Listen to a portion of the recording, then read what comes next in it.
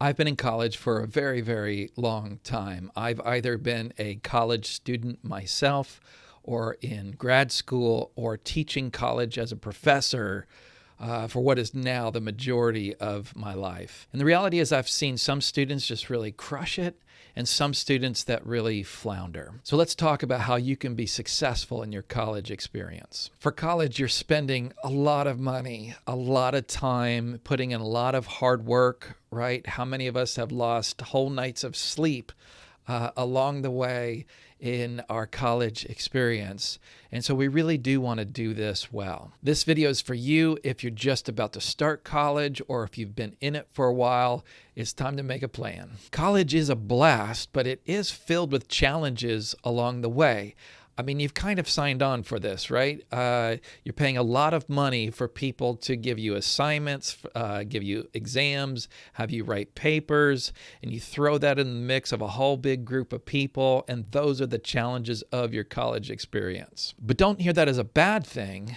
These are the good challenges. It's what really makes it so formative. The first century Stoic philosopher Seneca, in his writing, he's talking to someone he describes as a good person, but someone who's not yet faced adversity. He says, "I judge you unfortunate because you have never lived through misfortune. You have passed through life without an opponent.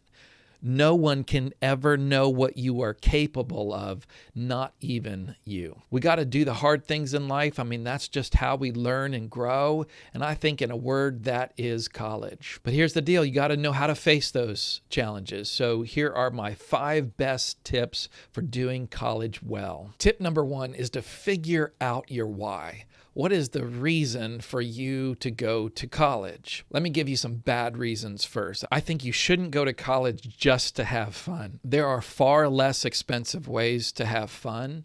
And there will be fun, but it's also, there's going to be times in which you have to sort of put your head down and work hard and sort of grind it out. Another reason you shouldn't go to college, just to be on a particular career path. Now, this is probably the biggest mistake that students make in coming to college. They see college as just a step along the way towards their career. But the problem is about 80% of students will change their majors while they're here at college, and it's around 50% that will choose a career that didn't even fit their major field of study. If you're too locked into a particular career path, you're just going to miss a lot of opportunities. I just think college is much more than just a necessary step towards a job. It's of course fine to have an eye towards a career, but don't make that your sole reason for going to college. Okay, so what is the value? Why should we go to college? I really think the best reason to go to college is to be formed.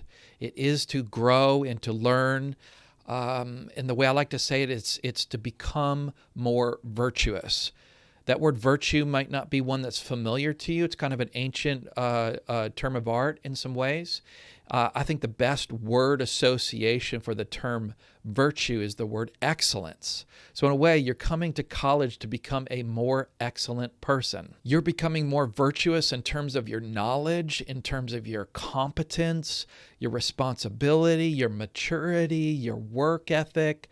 I mean, that's the whole point of doing assignments and papers and reading and all the things that you have to do in your time at college, but also dealing with professors and dealing with roommates and your finances and just all of the adulting that goes on in this life stage. It's to become a more excellent person, to become more virtuous. Making this your aim can be a real game changer for how you approach all the things you're going to experience. Also, a total game changer is my second tip, and that is to make a schedule. Now, the schedule is going to reflect your values. In fact, it's the way in which you can prioritize your values and what's important to you in this experience. You're going to have a lot coming at you in your semester, and so you're going to have to schedule your time in order to get it all done well. So probably set a bedtime, set a wake-up time.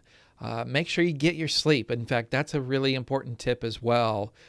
You'll actually just get more out of your classes if you're just rested versus if you're dogging the whole time. You'll probably want to set a time each day to study and work on your assignments and to get your reading done, but you also want to schedule time for relaxing. All of those things are important for doing college well. Okay, maybe the biggest game changer of them all is my tip number 3, and that is to develop systems that work for you. Your systems will be those things that you develop in order to accomplish your goals. Setting goals is important, of course. You need to have a target, but probably more important is to develop the systems for hitting those targets. You can talk all day about what you want to do, but until you develop a system to get it done, it's likely not to happen. I highly recommend a book by a guy named James Clear called Atomic Habits. If this is an area in which you struggle, this is going to revolutionize things for you. James Clear says, "You do not rise to the level of your goals, you fall to the level of your systems." Suppose someone sets the goal of becoming a millionaire.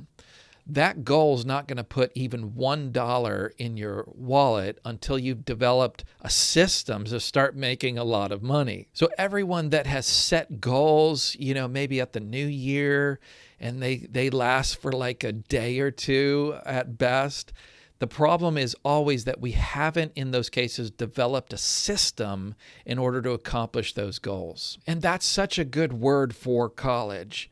You're going to need to develop the systems that work best for you, that help you to succeed in all of the tasks that you're going to have. You're going to need to figure out where and when and how you study best. And it's going to be different for everybody. So there's actually a lot of freedom in this, and you need to figure out what works for you. And by the way, there are a lot of study hacks and tips out there that might be helpful to you. Okay, tip number 4 is to get a lot of experiences. Here's the reality. Many of us come to college not really yet knowing what we're good at or what we're really passionate about or what really interests us. College is this wonderful opportunity to try a bunch of different things. You can do this in terms of your classes, in terms of clubs, maybe different athletic events, ministry opportunities, and hobbies. I've heard many professional philosophers along the way give a similar story where they had no idea what philosophy even was,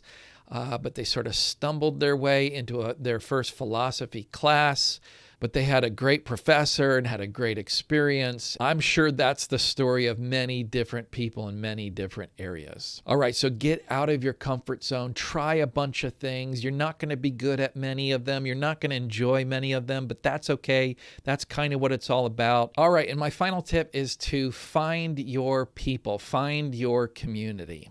One of the coolest things about college is that you're just surrounded by so many people. I mean, even if you're at a relatively small college, there's still lots of people around. And if you're at a mid-size or big college, you may have thousands of people around you who are all basically in the same life stage, who are all basically going through the same sorts of experiences. And you also have a bunch of people there to help mentor you through the process. You will probably never be in this kind of environment again. And so you want to take advantage of the opportunity of having so many people around you. You got to find your people to connect with, your peers, right? You'll likely make friends for life, but you also want to find mentors.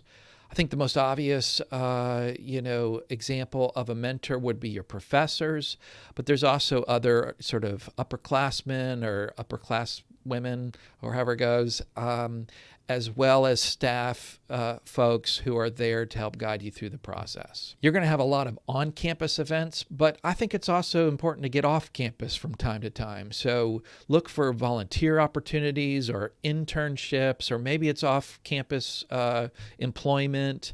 For Christians, I think it's really important that you're connected to a local church, not just for you to experience it, but also so you can serve and kind of live out what you're learning in helping other people. So college really is an awesome time. It is a blast, and it does go quick. So as you start your college experience, aim at becoming a more excellent person. Aim at becoming virtuous.